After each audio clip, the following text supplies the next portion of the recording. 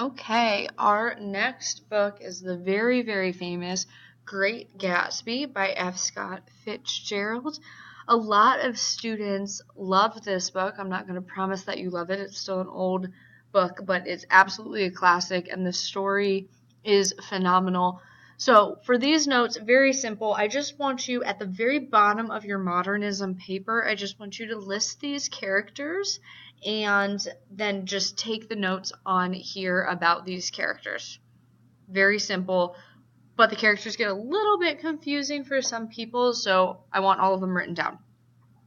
First, we're going to start with J. Gatsby. So if you didn't know, the Great Gatsby is named after the first character, Gatsby, J. Gatsby. He is a self-made man, meaning that he worked very, very hard for all of his wealth. He's very, very, very wealthy, and he got all of that. He started out very poor, and he made all of his money.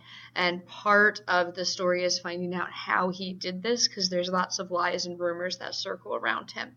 He lives next door to Nick Carraway, who is our narrator, so the person telling the story throughout the story is Nick Carraway, and some of the notes you have taken or will be taking will be about unreliable narration, because some of the things we can trust about Nick and other things we can't. Gatsby is still in love with his ex-girlfriend, Daisy Buchanan, and that's Buchanan, not Buchanan. So when we read it out loud, know that it's Buchanan. Our next character is Nick Carraway, as mentioned before. He is the narrator. He lives next door to Gatsby's mansion. He is Daisy's cousin.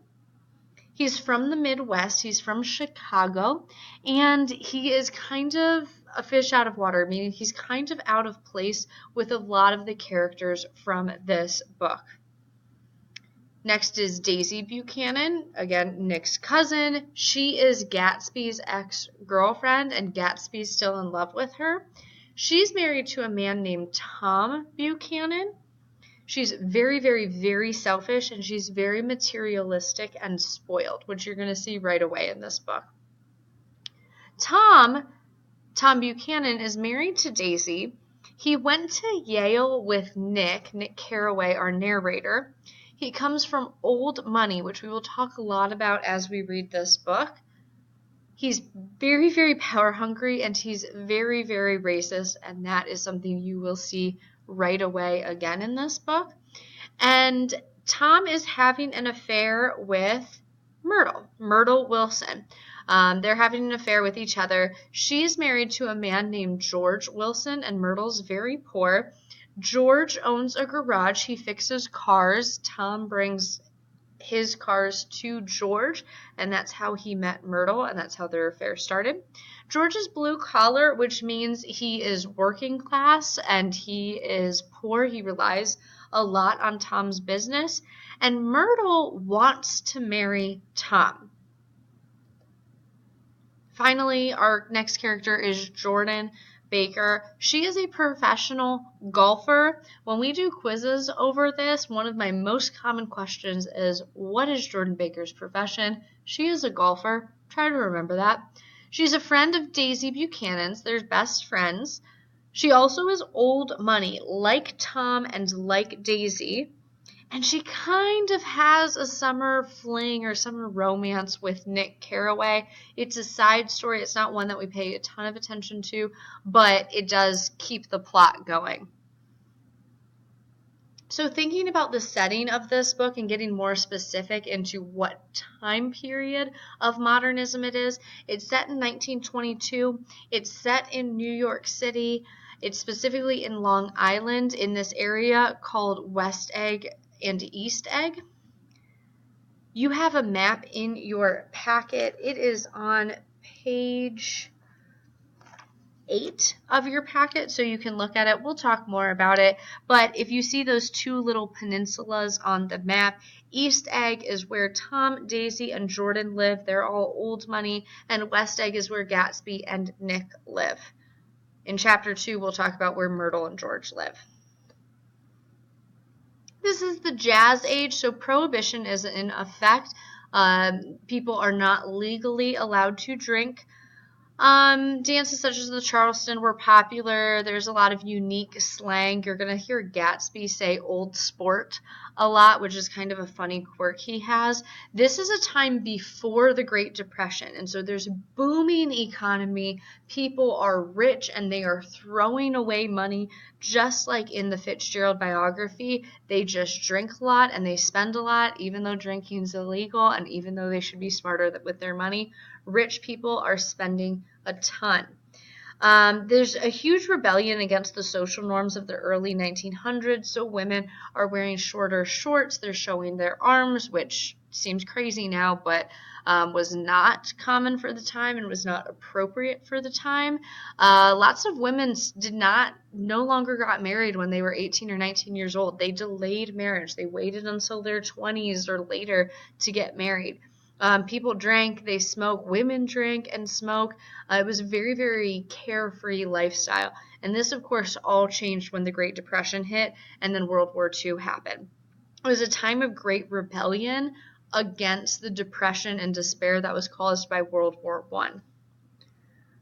Themes of The Great Gatsby, we have the American dream, and some modern American dreams are J-Lo. I mean, she has a song called Jenny from the Block. J-Lo worked her way up.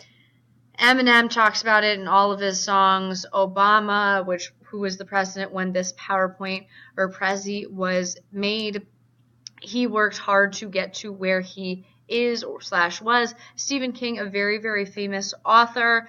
Oprah Winfrey talks about it. She was homeless at one point and then she became Oprah.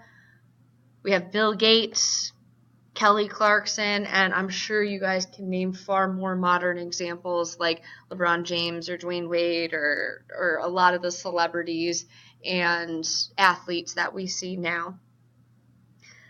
Old money versus new money, something that we talked about or I mentioned a little bit. We're going to talk about this a lot with the book. Old money is money from family wealth. So you didn't make the money yourself.